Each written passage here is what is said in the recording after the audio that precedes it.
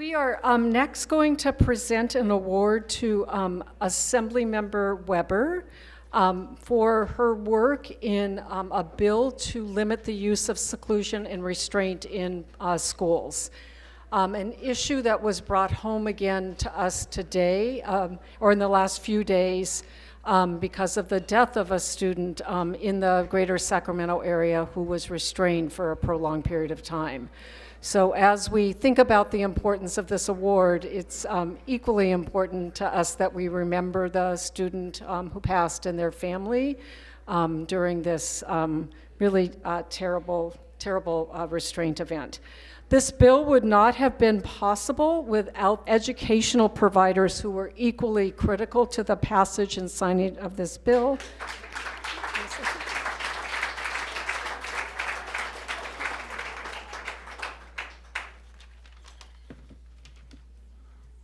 I wasn't sure if I was supposed to speak, so I just wrote something just in case. I'd like to be prepared. How perfect was that? I would like to take a moment to thank Disability Rights California, Leslie Morrison, Deb Roth, and others for including us in their pursuit of AB 2657 and in their work.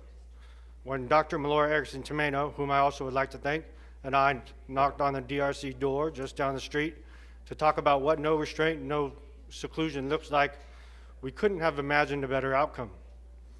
This has been a huge part of my life, proving that challenging behavior can be managed without restraint. It started with my dissertation titled The Dynamics and Ramifications of Severe Challenging Behaviors, Daring to Reduce Challenging Behavior in Schools Without Physical Restraint and Seclusion, and has been a huge part of all of our work ever since. But in reflecting on this work, I asked, what is daring? I think of how many students continue to show up to school to try, in spite of being restrained or secluded. I truly believe that all of us, with or without a disability, genuinely want to discover and for others see our inner potential. So to me, daring is a child with special needs showing up to school daily in spite of limitations. It is a child who dreams in the face of struggle.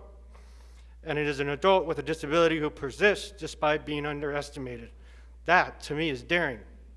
Choosing to not restrain our kids is what is right. So we're fortunate enough to encounter like-minded people here at DRC, and we can celebrate progress because we did what is right for our kids, and I couldn't be prouder or more honored than I am tonight. Thank you all.